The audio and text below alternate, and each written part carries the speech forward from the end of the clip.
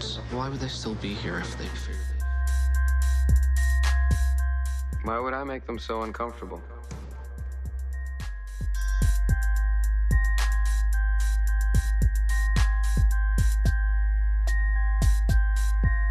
Who are you people?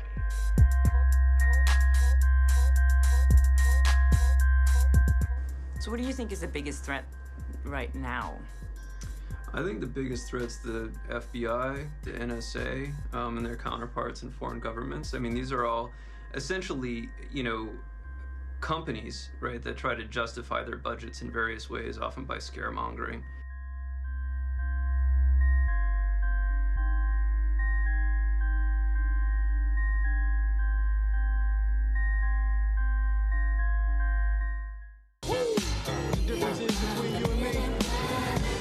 I make this look good. What are the Men in Black? People have been reporting their own Men in Black experiences and eyewitness accounts since the beginning of the UFO cover-up history. The burning question in most people's minds surrounding the infamous MIB accounts is, what are the Men in Black? Well, the Men in Black is a concept that's been in the UFO field since really the beginning of the UFO field, essentially. And there's a weird thing about it because there's always been two different components to this phenomenon.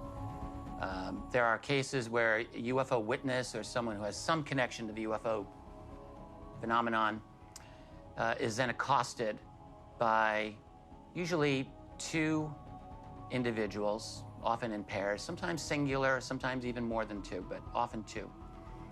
And there are times when very ordinary, human-looking intelligence types approach someone and either warn them off of their investigation or will actually make it very clear to them that they're dealing with a UFO phenomenon. But in all cases, the idea is to scare off or intimidate the witness so that they don't pursue whatever it is that they're looking into. Yeah, it all seems pretty horrible, especially if they threaten you or threaten your family, and you're not sure if they're from another planet or not. Historical accounts of the Men in Black recall the overwhelming sensation of fear experienced by those who have had prior encounters with UFOs or something out of the extraordinary. This fear is a tool used to suppress an incredible UFO event from the public. What are their true goals? Are they outdated military relics from the past, or are they covertly influencing today's society through misinformation, fake news? The earliest recorded encounter with a man in black was in 1947. Harold Dahl, a conservationist, was near the shore of Murray Island in Washington. Dahl's job was to retrieve serviceable lumber that was often just floating around in the water back in those days. And he would bring it back, and that would be their business. That's their business model. And so Dahl is out in a boat for this purpose with his teenage son and dog, actually. And he sees 6 discs.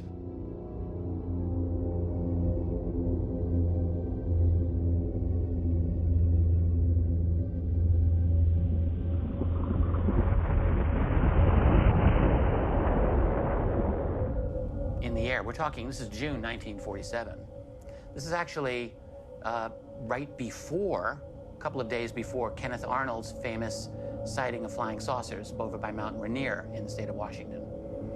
So just a few days before that, Dahl is out in his boat in the water, and he sees these 6 disc-like objects. One of them's in trouble.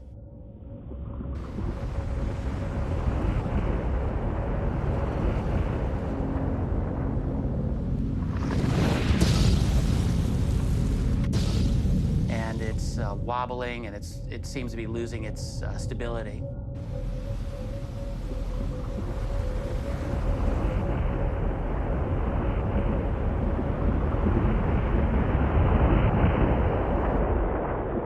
And the other discs come toward it, according to his description.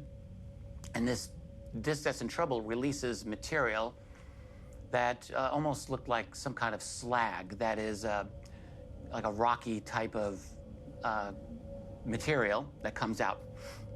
And according to what Dahl said, some of this material hit his son, injuring his son's arm, and supposedly killed his dog. And then after the object lost its material, it regained its stability, and all of these objects then departed. So Dahl spoke to his supervisor, Fred Chrisman. Here's where the Men in Black scenario comes in with Harold Dahl.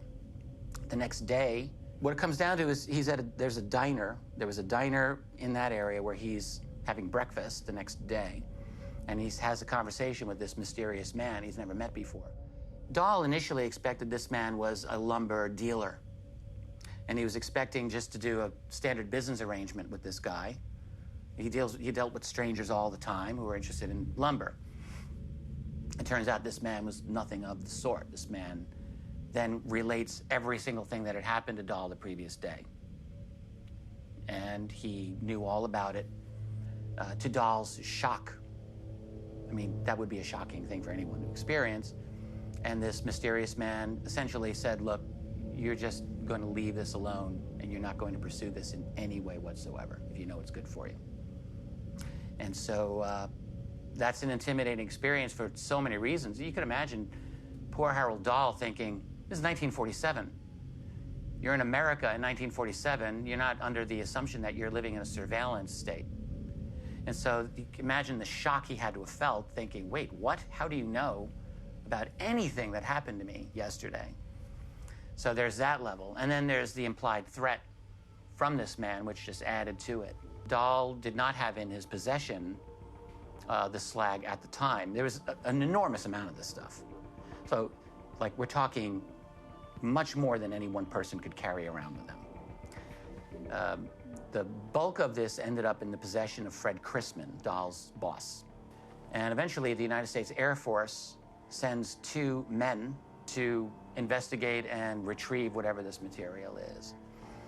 And they actually do get to do this, and they load all of this slag material onto a Air Force transport. Actually, this is Army Air Corps at the time. This is just before the Air Force has become an independent, unified entity separate from the Army. So they come up from McCord Airfield in California to acquire this material, and they do. And on their way back from Maury Island, their plane catches fire and goes down, and they die. That's what happened. And after that, I don't know what happened to the slag material or whatever this was, but their plane crashed. What is the true mission of the Men in Black? Is it the suppression of information regarding UFOs and extraterrestrials? Or is it to aid them and further their agenda? Well, let me tell you, Jim, I've had visits from government agents, various alphabet-type organizations connected to the work that I do here. And they are, even though they seem easygoing and very nice guys, there is no question about it, Jim. I'm just talking about normal government agents here. In black suits, you know they're carrying, they've got a sort of a serious, we're here and you don't want to mess with us kind of attitude about them. And even though they're very nice and very calm, there's no question about the fact that there is an aura of intimidation that you could cut with a knife. So relating to the story of a man named Albert Bender, who also had a very interesting experience, which actually coined the phrase Men in Black. Bender was one of the earliest organizers of kind of civilian UFO groups. It was the International Flying Saucer Bureau. It was a publication that was quite successful by 1952 standards, you know, printing out the publication, mailing it out, and getting subscriptions that way. It's not easy. It wasn't easy to do back then. Albert K. Bender founded the International Flying Saucer Bureau in 1952 during the big UFO flap. Now, this is a phenomenon that he had been studying and following for years and decided that there needed to be one centralized location to put all of this information that had been gathered. But he was doing a pretty good job. Now, 1952 was a very big year for UFOs in the United States, a very, very big year. You know, according to Project Blue Book, which was doing investigations and taking reports, that was by far the biggest year they had. Yeah, you could say the Project Blue Book was, you could say the first ATIP, you know, the Advanced Aerial Threat Identification Program that we've learned about since then. But in Blue Book, they had over 1,500 UFO reports for that year, which this is all pre-internet. To get that many reports that people send in that's a lot. A lot of those were very intense military encounters, very well documented. This is the year that for 2 weekends in a row, flying saucers were seen over the Capitol in Washington, D.C. that summer. It was the summer in which the United States Air Force held an enormous press conference all about this. It was a year in which, if you were to go into Wright-Patterson Air Force Base's Project Blue Book office, according to Edward Ruppelt, who was running it back then, he said, if you were to come in here, you would have thought there was an invasion underway. It was that intense. There were a lot of people in the military who actually believed that the secret was going to come out that year. That's how big it was. So in the midst of all that, you have a young guy like Bender who is investigating this on his own, and he's getting contributions from other writers, and he's got a decent publication going. It's quite successful. Now, this blew up and went international immediately. Within that first year, he already had offices in the UK and also Australia. And you have to realize this is long before the internet and cell phones and our current technology. He was doing all of this through snail mail and, if he could afford it, long distance telephone calls back when you had to pay long distance charges. So on a very limited budget, he was able to make this very large organization that was compiling all of this information on UFO activity at the time, and also producing a newsletter that would get mailed out as well. And then, seemingly out of the blue, in March 1953, he just shuts the whole thing down and just runs away. And no one hears from Albert Bender. He just makes this quick announcement, I'm done, we're not doing this anymore, see ya. Nobody really knew what truly happened. Gray Barker, a writer and publisher at that time, also involved in the UFO community, tried to get some details out of him and published a few scant details during the mid-1950s, but never really got a clear answer. But then in the early 1960s, a little over 10 years later, Gray Barker published a book by Albert K. Bender called Flying Saucers and the Three Men, where Albert K. Bender told his story about what had really happened to him. And 9 years after that, in 1962, Bender wrote a book called Flying Saucers and the Three Men, and he gives the story about why this all happened. Why did he shut it down in 1953? And here's where we get into a definite paranormal description of the Men in Black. Now, what Bender claimed is that he started being visited by three strange men. He would go into his bedroom at night, and all of a sudden, three shadowy figures would materialize through the walls. Now, these figures were very dark in nature. They were wearing hats, almost like a fedora style, and they had glowing eyes. Now, when I first heard this story, coming from a paranormal background like I do, I immediately thought of shadow people, the hat-wearing shadow entities that many people talk about observing and having interactions with. Now, Albert K. Bender believed that these were actually extraterrestrials, that they had come to warn him off of all the work that he was doing, and these guys are the reason why he disbanded the International Flying Saucer Bureau. Now, other people hear this story and they believe this is a Men in Black story, that it was the Men in Black that had arrived and warned him off of all of his flying saucer research. Now, with Bender, what he believed that these entities were, that they were ETs, they were extraterrestrials from some other world that had come to our planet to harvest resources down in Antarctica, where they were harvesting these resources out of the water. They were here on a 15-year mission to do so, and Albert Bender could not say anything about the true nature of what he had observed, who he was interacting with, and why he had disbanded the International Flying Saucer Bureau until these ETs had left Earth, which is why several years later in the 1960s, he came forth with his story and published the book through Gray Barker. He noted that they had red eyes, So anytime you're going to see a being that can mysteriously enter your room and they've got red eyes, I think the implication is going to be that these aren't quite from our neighborhood. They're from somewhere else. So Bender, you know, it's tough enough for people to accept this ordinary paranormal element of the story. I mean, that's difficult enough. Then he added that they gave him, well, they gave the reason why he couldn't investigate this. And they, according to Bender, they said, well, we're mining in Antarctica. And this is very important, and we don't want you to disturb this and cause us any trouble. And they gave him, according to Bender, they gave him a medallion and stated, when this medallion disappears, that will mean that we're gone.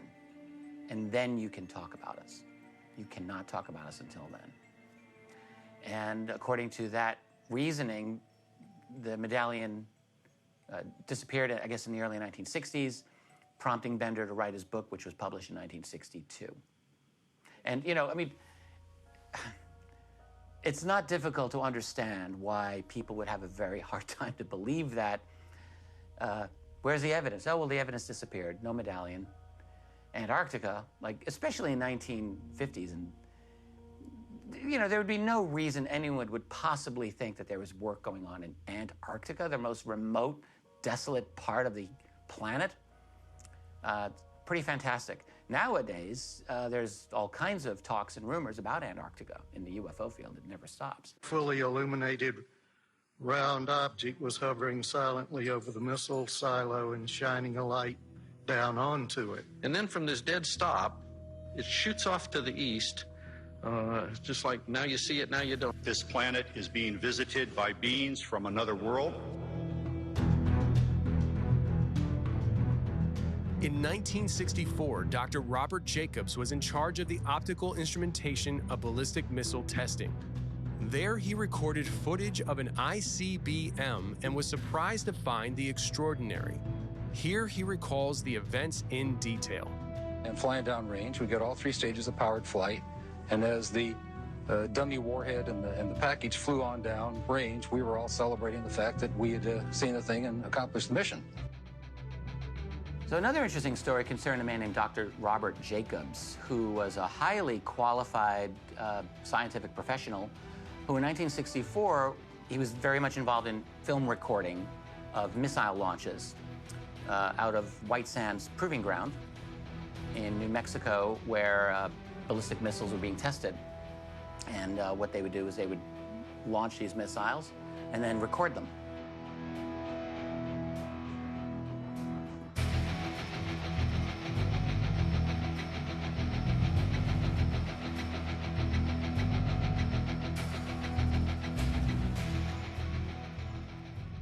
And flying downrange, we got all three stages of powered flight.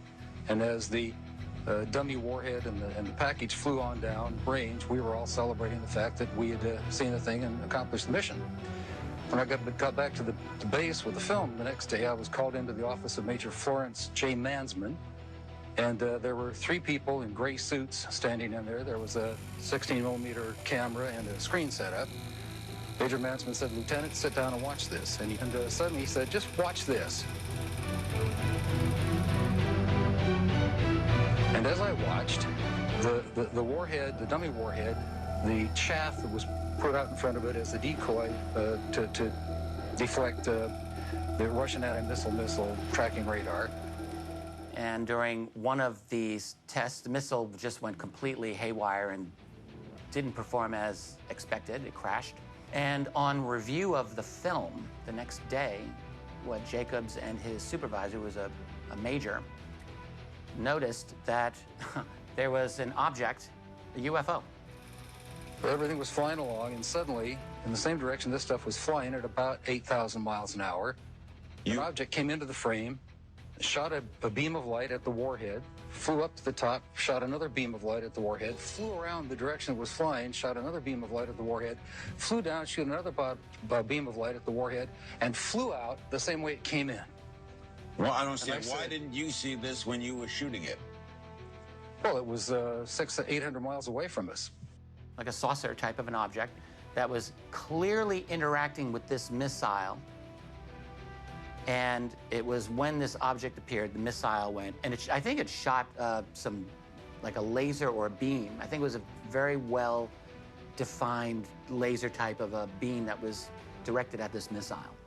And at that moment, the missile went off course and just crashed. Well, first of all, the Major Mansman said to me, "What was that? Were you guys screwing around up there?" I said, "No, sir." And he said, "Then tell me what that was." And I said, "We got a UFO." After choosing to discuss the event, Dr. Jacobs reports disruptions in his daily life. People calling at all times of the day and night, threatening his life, which has escalated into property damage. Intimidation is one of many techniques used to instill fear. And he said, "Lieutenant, you are never to speak of this again. As far as you're concerned, this didn't happen." Eventually, Major Mansman confirmed Dr. Jacobs' claims of a UFO interacting with the ICBM. The Major also disclosed that 2 agents who were not the CIA took the footage and altered it. All film evidence of the UFO and its interactions with the missile were missing. The Major reported that one agent said to him, "That leaves you off the hook, but not off disclosure." Understood? Somehow the Major had said to Jacobs that these men told him they erased the flying saucer from this film. And they said, "You're off the hook, but you're not off of disclosure." In other words, you're not in trouble now because we've cleaned the film up, but don't you talk about it. So that's 1964, and Jacobs, then you fast forward to the Disclosure Project with Dr. Stephen Greer. We're talking late 1990s now, when Jacobs did an interview with Greer and talked about this event. And that was published in Greer's book, I think, the following year, in 2000. And what Jacobs said in the aftermath of that was that he was subject to a range of harassment type of activities. Some of these things would include threatening phone calls at all times of the day, and even to vandalism against his property, property damage, and acts of intimidation of this sort, which, yeah, that's going to intimidate people. So the whole point of this type of activity, obviously, would be to frighten you, the witness, enough to realize you'd better not talk about this because you're dealing with people who will do damage to you. And, you know, if they can wiretap your phone or if they can threaten you at any time of the day, who knows what they're capable of doing. Happened to a Dr. Hopkins in Maine in 1976. He was met or contacted by a man in black who was bald, had dead white skin, and no lips. The lips were simulated with lipstick. Now, there have been some visits by these types of individuals in which the witness doesn't believe that they're fully human. So there's an odd component to some of these encounters. And in fact, when you really go through some of those descriptions, it's easy to see why people would conclude that. Some of those individuals are described physically as having very pasty skin or very unusual physical features, like very thin, clothes don't fit them properly, odd behavioral characteristics. In some cases, the witness will say that they almost seem to lose power or energy in the middle of the interview, and then they just leave, as if they're like robots running out of battery power, you know, something like that. So you get these two disparate types of Men in Black stories. And that's always been the tension that you get with the Men in Black phenomenon. Are we dealing with, you know, people working through the CIA or Air Force Office of Special Investigation or something like that? Or are you dealing with, I mean, really the implication is, are you dealing with non-humans posing as human beings for their own purposes? And that's always been the tension.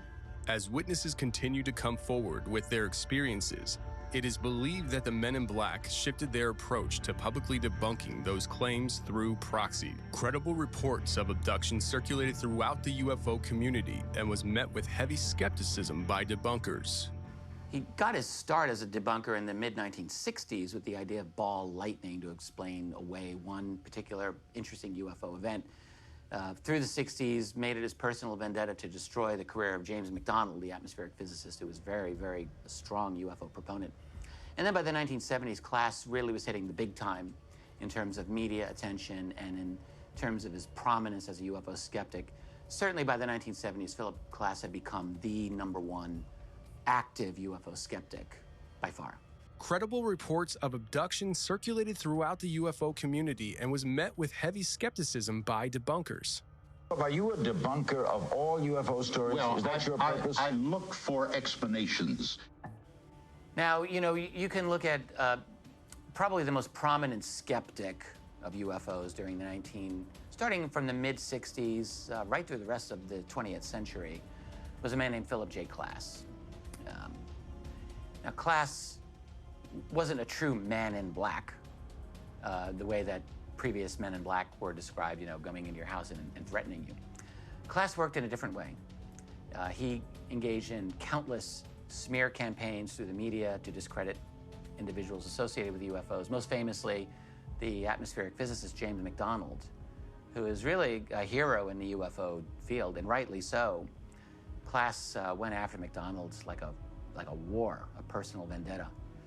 Klass was someone who was so well positioned through his contacts in Washington, D.C., where he lived and worked. He was a senior editor for a very prominent aerospace aviation magazine, and he was very well connected. Klass always seemed to have information on people. He had this way, and this went throughout his entire career. There is no more exciting story that I could write or Aviation Week could publish than to say, at last, we've come across one UFO report that cannot be explained in prosaic terms. Maybe this is an alien spaceship. Biggest story of all time. Yet in more than 22 years as a hobby of investigating famous, mysterious UFO cases, reports, I have never found one that cannot be explained in prosaic earthly terms.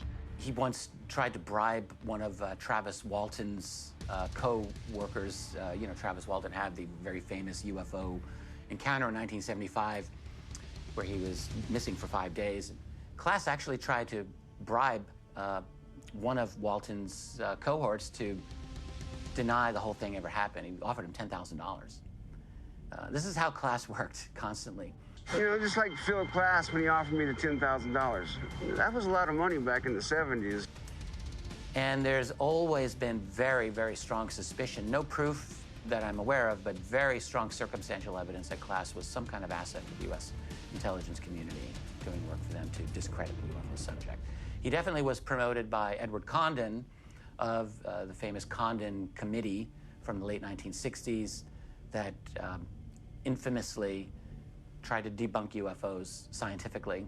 Our latest book, Stanton Friedman and I have written Fact, Fiction, and Flying Saucers. It's based upon years of archival research. He went to Harvard, read Donald Menzel's archival files. I went to the American Philosophical Society. I made several trips there. And what I found in the correspondence files was a plan to debunk those individuals who had very compelling cases, and also to attempt to reduce the credibility of scientists who had an interest in investigating UFOs and who were speaking publicly about that. I have a letter that Dr. Edward Condon wrote to McGraw-Hill. And in that letter, Edward Condon stated, if you need anyone in the media to make public statements about UFOs, I would advise you to use Philip Klass. But Condon certainly worked hard to try to promote Philip Klass as much as possible as someone who would be relied upon to give the proper perspective on UFOs, that is the skeptical debunking attitude on UFOs through the media. Klass is someone who was able to get New York Times op-ed pieces and articles like no problem. He was on CNN all the time, Larry King. He was always able to get access to major media in a way that normal UFO researchers would have just, you know, given up an arm to be able to have, but Klass just had this magical ability to connect with all major media. And you could certainly say that Klass is a new version of a man in black, not in any way like the mysterious, intimidating figures coming to your house. He would just smear you and try to destroy your career. What was recovered was a radar target, balloon borne. That is the cover story that was put out. We know it was a cover story based on the testimony of the people who put out the cover story. Whatever happened at Westall, whatever the objects were, they were being tracked. They were being tracked from where they were coming from. They'd been tracked over previous days, and there was some sense of there being a surveillance going on of these objects, and that's why the response could be as fast as it was to Westall. That's why the military could get there as quickly as they did that day, because there was some, if you like, forewarning that perhaps these objects had been seen elsewhere in Australia in the preceding days. Certainly we have the famous photograph of a UFO taken in the suburb of Baldwin, about 20 kilometres from Westall, just 4 days before the Westall incident. And that photograph was leaked to a Melbourne newspaper, the Herald, and published, and caused a huge furore at the time, so much so that the person who took the photograph himself, even though he didn't want it published in the newspaper, he gave it to a friend who leaked it. He never wanted it made public, but it was. And it then resulted in the Air Force visiting him at his home. An interview was held with him. And he claims to this day that he thinks the Air Force was so concerned about that photograph going into the newspaper was because it showed the object that was seen at Westall 4 days later. Or there was some connection with whatever that object was that he caught in his Polaroid photograph and with what happened at Westall. So that's an ongoing mystery. How could it be that an object of unknown origin, an object that flew in ways that were completely inexplicable to anybody who witnessed it, how there could be such a rapid response by the military, whether it was the Army or the Air Force? There's another very interesting case in Australia, outside of the city of Melbourne, in the south part of Australia, in a town called Westall. And this is 1966. This is really an incredible UFO incident. I had the privilege of visiting Westall myself some years ago and going to the schoolyard where all of this happened. And the story was, you have all the kids run out of the school because someone saw this UFO coming over the property there. So you got 200 kids of all ages and teachers. There were adults and youths that were watching this. The object, by all of the witness accounts, either landed or almost landed on the property, like very, very low.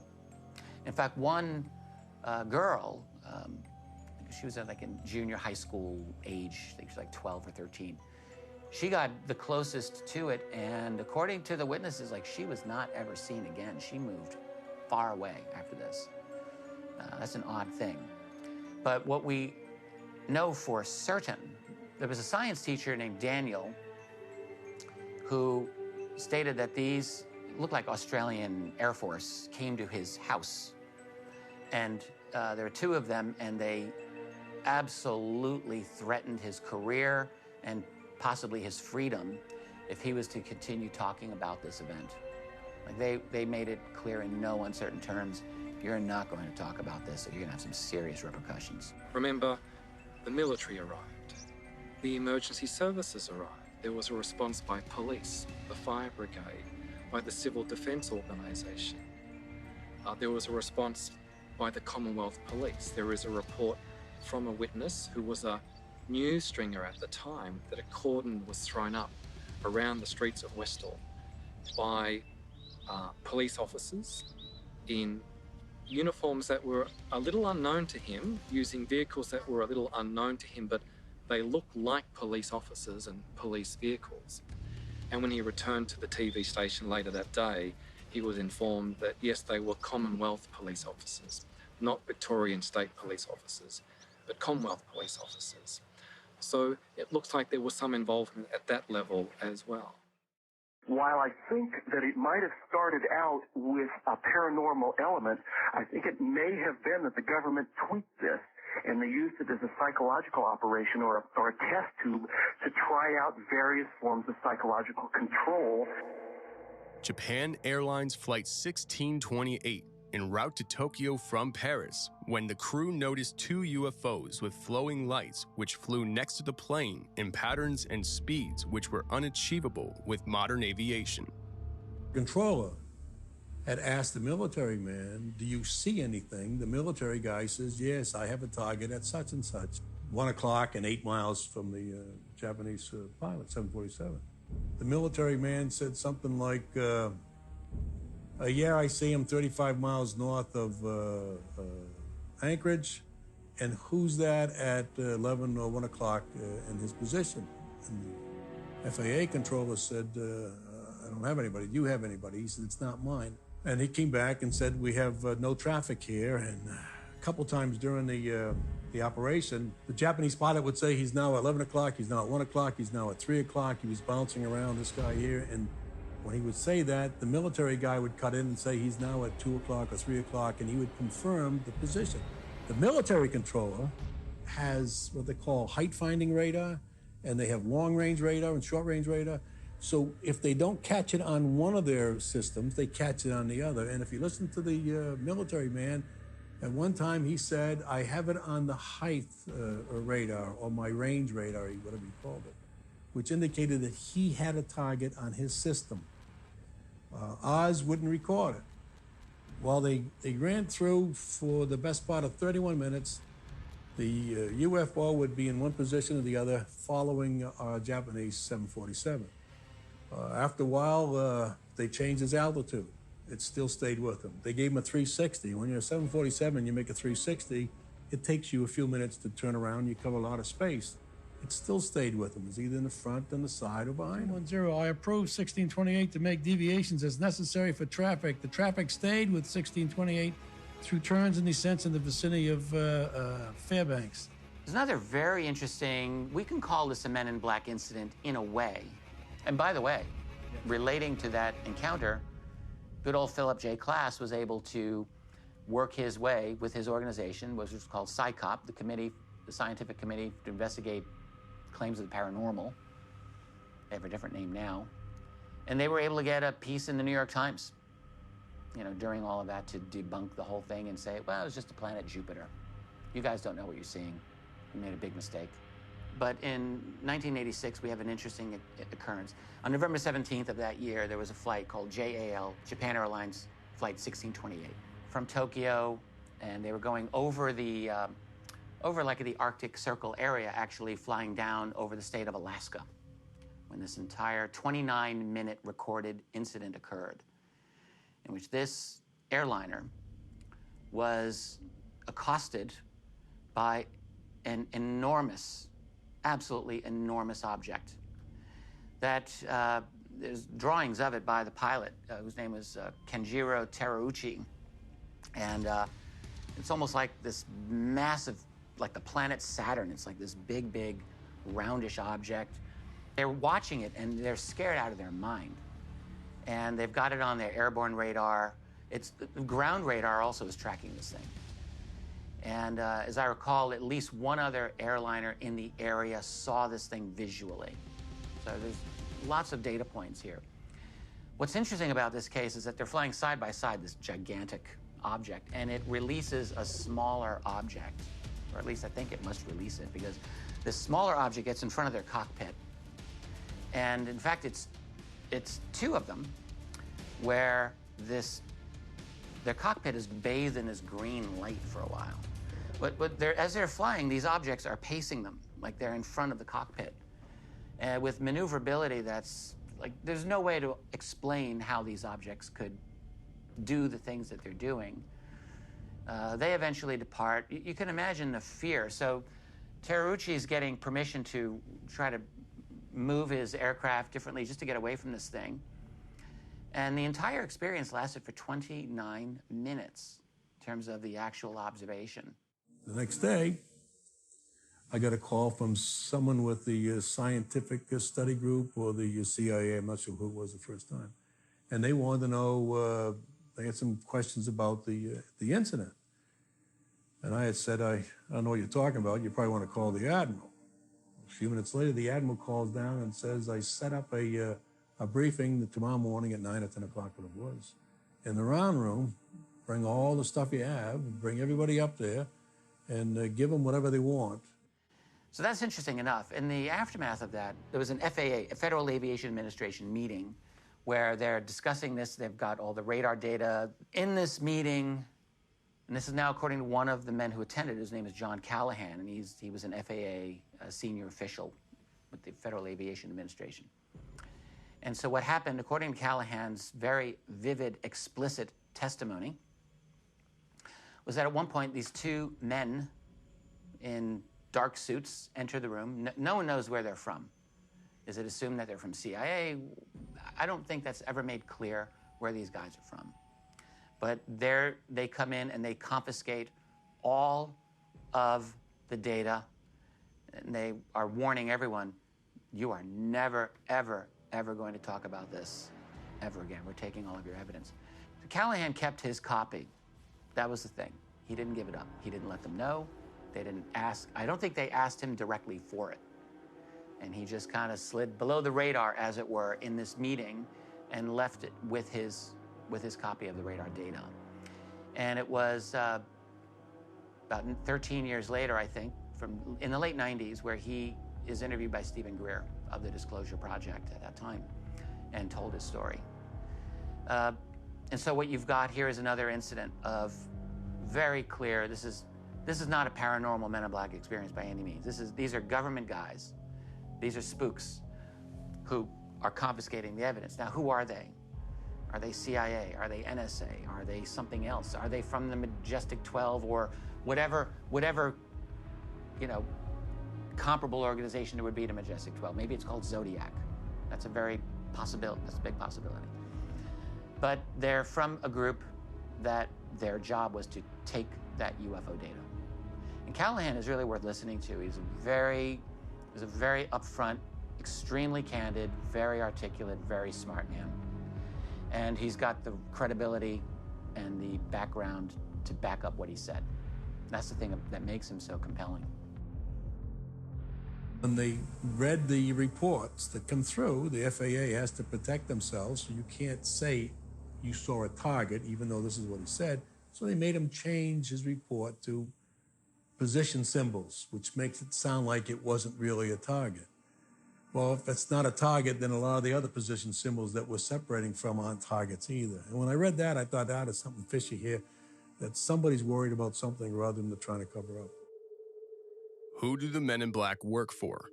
CIA? The FBI? The NSA? Something else entirely? Even in the military, the Men in Black are a mystery. Over the years, encounters with Men in Black have decreased as their legend has grown, even into pop culture.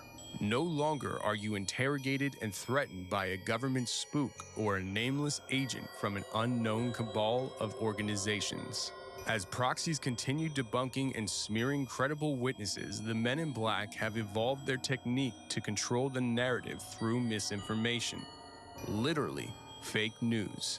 Take Richard Doty, former special agent of the Air Force who was tasked with infiltrating the UFO community to instill doubt and misinformation of UFO encounters.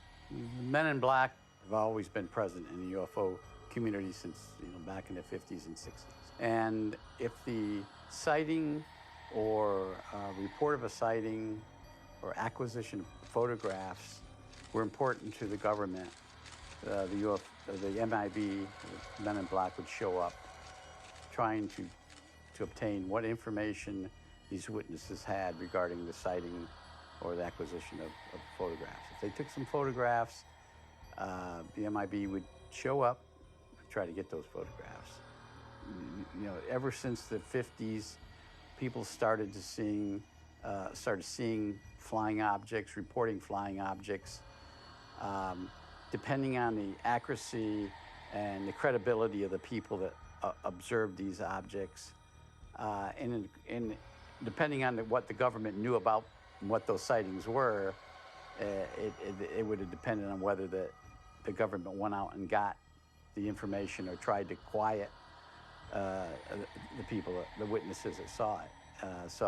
But it's happened. It's real. It's a controversial subject matter both within the public and within the government. But my knowledge is I've actually been involved in the Men in Black in that we didn't call them Men in Black, but there were people within a certain agency within the government, the Air Force Special Activities Center. They're the ones that control these Men in Black. There was a unit stationed at Fort Belvedere, Virginia, that dealt with obtaining information from witnesses. But the controversy, of course, centers around how these Men in Black, or number one, who they were, number two, how they obtained the information for witnesses, and number three, where that information went after the Men in Black got the information. Now, these Men in Black, as you call them, that are prominent within the UFO community, they have a mission. They're assigned to an intelligence unit. They're given a mission to go out and interview these witnesses that saw this or that have already reported a sighting or collection of data, pictures, so forth, evidence. And so they're out there on a mission. Now, how they operate that from that point on is really up to them. How are they going to get that information? If you're the witness, and we've tried officially where two Air Force officers come to you in uniform, not a Men in Black, but in uniform, come to you and say, we're from the United States Air Force, and I understand you have pictures of something that you saw last week, and we would like to see them because we think that those pictures could be of a classified project. So we would like you to show them to us. Well, if you say, they're my pictures, I took them, I don't have anything to the military, you don't have no jurisdiction over me, no, bye. And so the Air Force officers leave, and the next day or 2 days or 3 days later, you're visited by two other men. I'm U.S. government credentials, and you took pictures of a classified aircraft yesterday or whenever, and we need to look at those pictures. And you only have one way of doing this. You have to turn them over to us, or we're going to go to the court of law or some other threat. So those are the type of operations that I've seen, I've been involved with. Whether they eventually turn it over, if they don't, there's other means that they can use. But there's other ways. Surreptitious entry into your home. You come home one night from the movies or going out for dinner, and you come home and you find your house to be perfectly the way that you left it, except that where those pictures were stored, the pictures are gone. Or the opposite will happen. You'll come home, the window will be broken. We had a burglar. And they stole this, they stole my television, they stole this. Oh, and they also stole those pictures. Now it looks like a burglar. So you call the local police and you tell the local police, and the local police are going to say, well, so you had pictures taken, there's nothing we can do about that. Jody, my girlfriend, woke up frequently seeing tall, black figures in the room looking down on her. Other times it would be simple mysteries, such as coming home to an apartment that had obviously been tampered with. Paul Bennewitz was a successful entrepreneur and scientist who lived in Albuquerque, New Mexico. There, he unintentionally stumbled into radio transmissions from a secret military base just beyond the border of his city. Later, this base would become known as Dulce Base. Bennewitz was then contacted and influenced by Richard Doty. Little did he know he would become a victim of a mass misinformation campaign that would end in tragedy. Now, there is one person who has called himself a Man in Black who's very well known in the UFO community, and that is Richard Doty. Now, Richard Doty was a member of the Air Force Office of Special Investigation, AFOSI. That's like the Air Force's, like their version of the CIA, you could say, their intelligence agency. part of his job was to protect U.S. Air Force technology, secrets, and things like this. And one of the things that the Air Force would do to protect those secrets is, like there's one instance that I know Doty has talked about in which there is a crash of a secret experimental aircraft, and witnesses actually had photographed it, and you have a situation of AFOSI going to meet with these witnesses, or this witness, and to say, look, this is a UFO, or let them believe it was a UFO and confiscate the images, rather than let them know, yeah, you actually photographed something that we're building that we don't want anyone else to know about. Don't you think it's a UFO? Did you ever see a craft operated like that? You just have to put that idea in their minds. And I go back to the Paul Bennewitz case, which I was involved with. Paul was already a believer. And what he was doing is he was taking pictures of the U.S. Air Force highly classified drone projects. The project was highly classified. I went to Paul, and Paul was already a believer. He was already a member of MUFON. So it was very easy for him, for me. I said, what do you think it is, Paul? He said, I think it's a UFO. I think it's alien craft. I said, you know what? Could very well be. That's all I had to say. And Paul ran with it and believed it, and the rest is history. You can believe this or not. At least some of those things that witnesses photographed were not ours, and they were not Russian. So there were instances, according to him, this is my understanding, in which there were objects that were not from here, but they wanted that information as well. Now, again, is this true or not? Who knows? We were able to, and this isn't classified anymore, one of the things that Paul Bennewitz had also kind of stumbled into by recording signals was our ability to shoot a laser at a ground-based laser station up into space, and as the Soviet satellite came over, that laser would hit the lens and blind the satellite while it's going over a certain base, preventing that satellite to take pictures of a base. Now, there was a satellite base at Kirtland Air Force Base and one out at Groom Lake. It was actually two out at Groom Lake, one at their different locations. And that's every time a Soviet satellite would come over, they'd shoot that laser up and blind it so they wouldn't be able to take a picture of what was on the ground.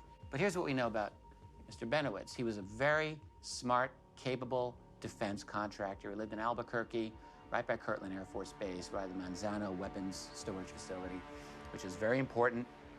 And his office was right across from there. And he witnessed things that he believed were very strange. We're talking 1979, 1980. And Bennewitz was a real patriot. And he contacted the Air Force. He said, look, I'm recording things over there that these are like UFOs. And he openly told them, I think we're talking November 1980. And this is when Doty gets alerted to this, and he is sent along with other individuals. Doty's not the only one. They go to visit Bennewitz to find out, like, what does this guy have? And the reality, apparently, is that Doty and Bennewitz became genuine friends. I mean, probably his job was to befriend Bennewitz, but I do think that they actually ended up liking each other. But Doty was working Bennewitz, and his job absolutely was to protect any secrets that the folks over at Kirtland needed him to protect. That was his job. So, according to how Doty has often told this story, and I think this part we can say is true, Bennewitz was a very, very strong UFO believer to start with. And even before he was seeing things over by Kirtland, he was involved in at least one, let's call it an investigation of a cattle mutilation incident and abduction relating to a woman named Myrna Hansen, who went through hypnotic regression, I believe, in fact, by Dr. Leo Sprinkle, who's a very well-known individual in this. And Bennewitz was there, and Myrna Hansen was regressed, and she gave a very detailed account of being taken to an underground facility, It's like very heavy-duty stuff. So Benowitz was deeply involved in all of this. Then he sees so he sees things and he's recording emissions that he believes are like a form of alien communication. So with that, Doty and his team go to talk to Benowitz. And did Doty explicitly give Benowitz false information, or did he show Benowitz things and let Benowitz draw his own conclusions? I think definitely the latter happened, and maybe some of the former happened also. For example, there was one story where Doty took Benowitz to Dulce, New Mexico. Now, Dulce has a legitimate history of bizarre cattle mutilations and UFO activity. I've been there myself, and in fact, I spoke to members of the Gomez family in Dulce some years ago. And this is a family that lost, I think, over 50 head of cattle to mutilations during that period of time. There's reason to think that it might be beyond human, and there's reason to think that there were definitely human intelligence operators there as well. There's a lot of strange things that happened over at Dulce. So, and over at Dulce, you've got Mount Archuleta and Archuleta Peak. Yeah, I think that's it. So there's these two large structures there, and there have long been rumors of underground facilities there, and in fact, I think that there probably were underground facilities there. I recall distinctly speaking to Edmundo Gomez many years ago. He was the son of the senior Gomez at the time, and Edmundo told me, he said, look, in the early 70s, we could hear all kinds of construction sounds coming out of there, and we all believed, he said, that there was some kind of construction going on at Dulce. That's his opinion. In any case, Doty at one point takes Benowitz either on a helicopter or aircraft, I can't remember which, and they fly around Archuleta Peak. And Benowitz draws the conclusion that there is an underground base there. And I think this is how Greg Bishop wrote about this in his study of this called Project Beta, that there were like these fake artifacts put up by the Air Force to make Benowitz think that there was all of this activity going on and make him think there was a big UFO thing happening there. And also to lead him away from his fixation on Kirtland, to get him to look at Dulce. That was part of this, at least according to Bishop's research. Roger, we copy. We're moving in forward. Penniston never talked about any of that taking place until after he went under hypnosis, and that's when it came out that he had sodium pentothal used on him, and he was interrogated. But he told them what happened and wrote it down, and they came back and gave him a statement on what he was going to give to the chain of command. On December 26, 1980, Great Britain's most notorious UFO incident occurred at a United States Air Force base in Rendlesham Forest. Security personnel Jim Penniston, John Burroughs, and Edward Cabansag were alerted by radio that a UFO was seen moving in the forest on the perimeter of the base. They made their way out to the edge of the forest, and as they made their way in, eventually they stood right in front of something they could only describe as being from out of this world. This small triangular metallic craft had strange symbols etched into its surface. It emanated a vibrant glow that lit up the canopy of the forest, and it was almost soundless. It is said that the craft took off in an instant from the forest floor as if it disappeared into the night sky before them. These three eyewitnesses made their way back to the base by car where many other observers of the UFO were stationed. As they arrived, they were surprised to have men in civilian clothing waiting for them. And to quote John Burroughs, there were gentlemen there with sunglasses who took Jim and Ed off somewhere. We no longer saw them after we traded in our weapons, and I felt betrayed because they wouldn't talk to me anymore. What was said to them to clam them up so tight? I have no idea. This story follows an age-old pattern of a prominent Men in Black cover-up. A UFO incident occurs. experiencers witness something that shouldn't exist in our conventionally understood reality. A meeting then follows between these experiencers and the men in black, which strikes fear in them to never speak about what they saw or experienced.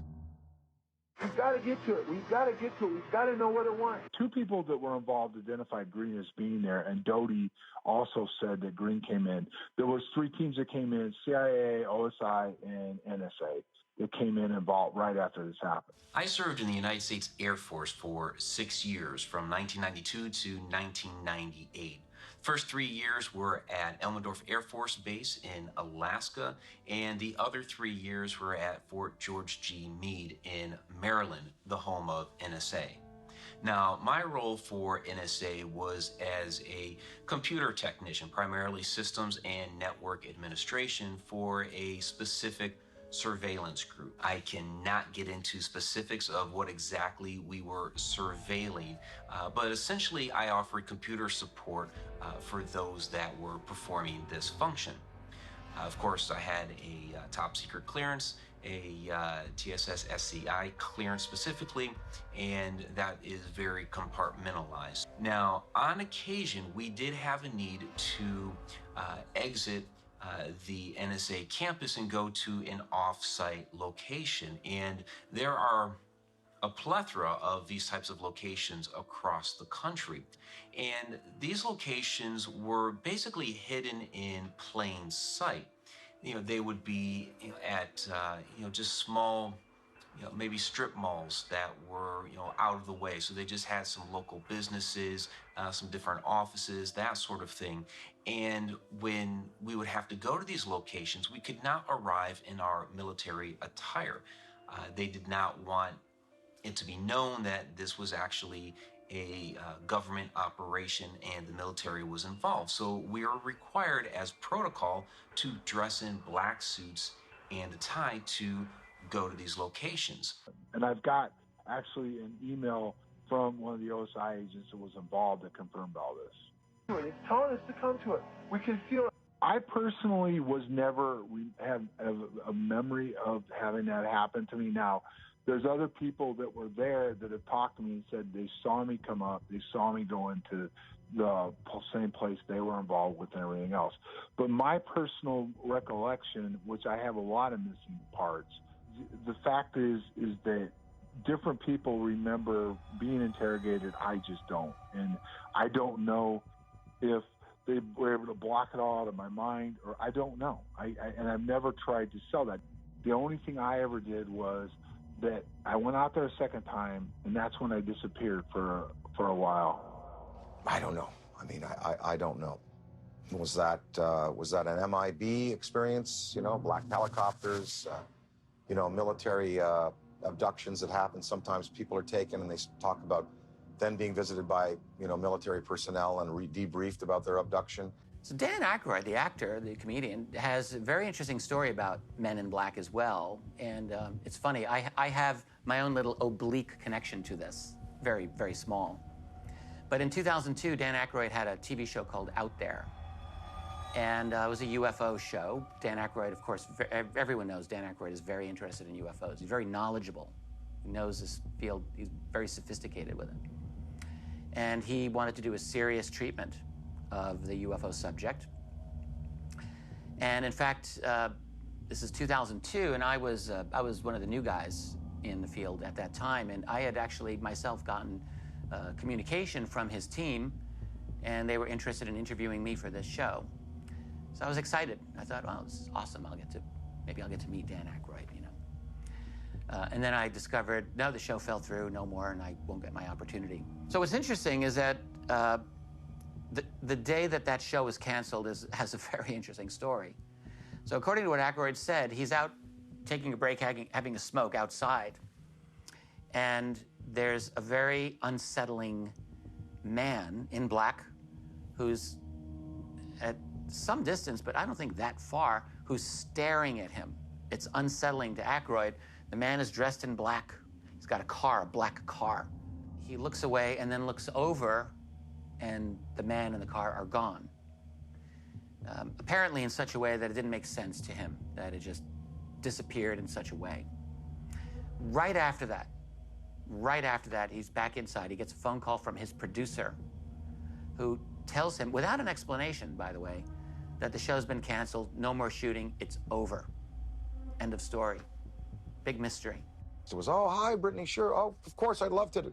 Guy gives me a dirty look. Oh, well, sure. Car gone. That's what happened. And then 2 hours later, we were told we were not to continue taping, and the show was canceled, and none of them would air. I don't know.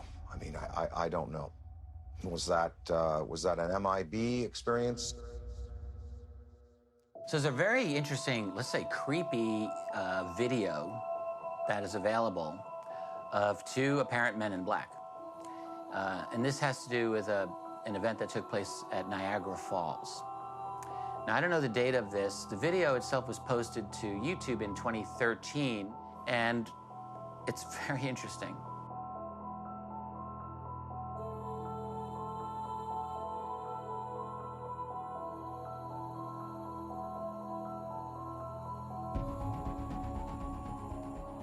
So what you have is a situation where a hotel employee at Niagara Falls,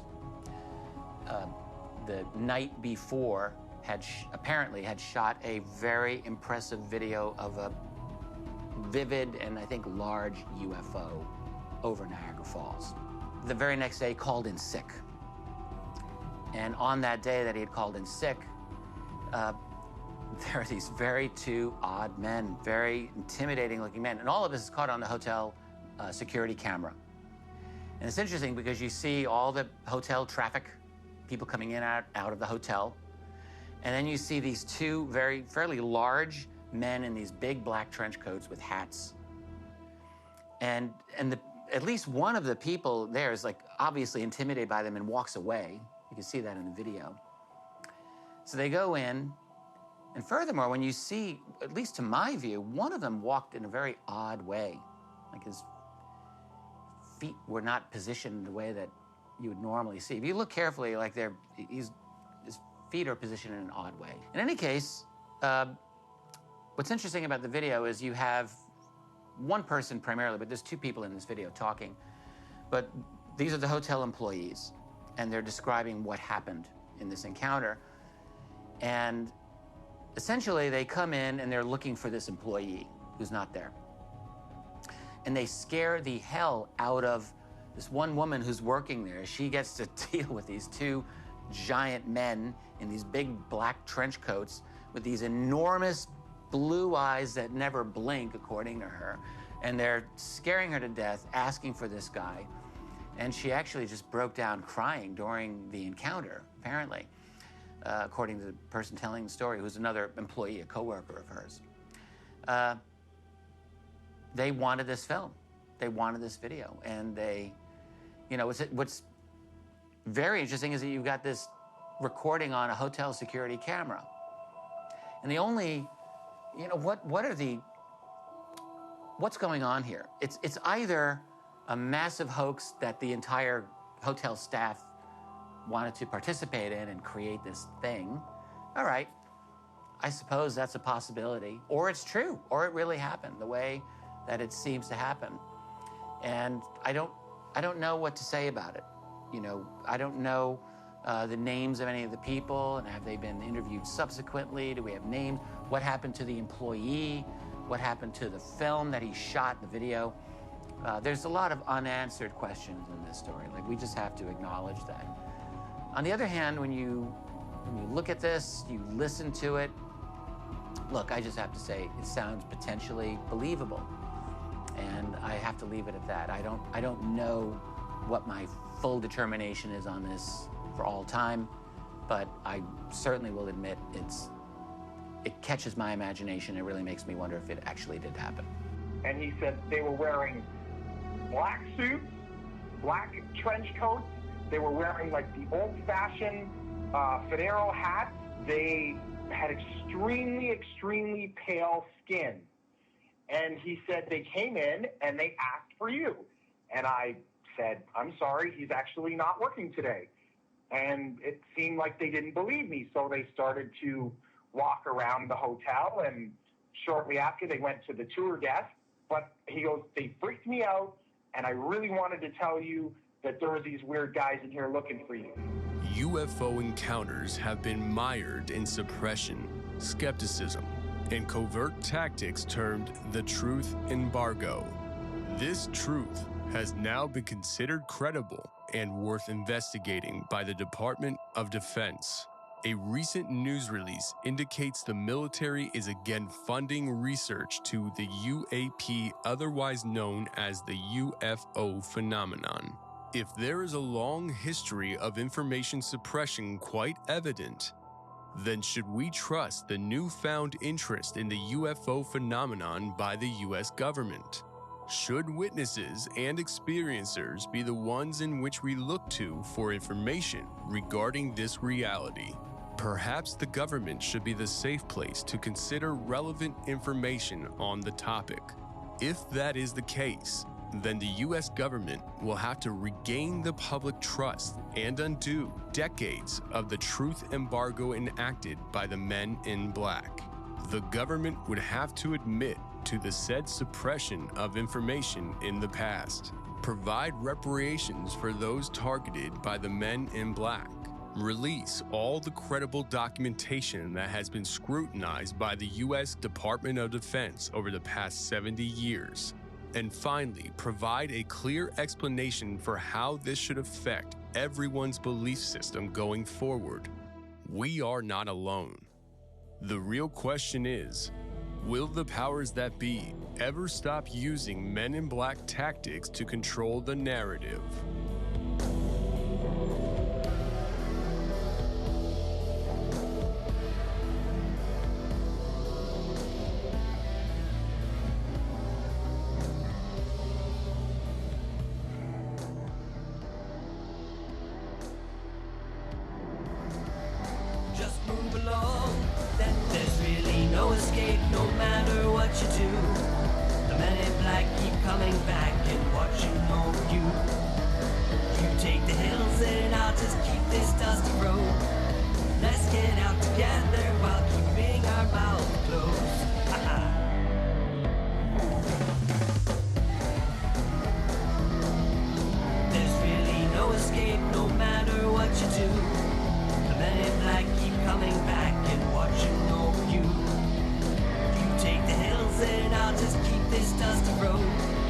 Let's get out together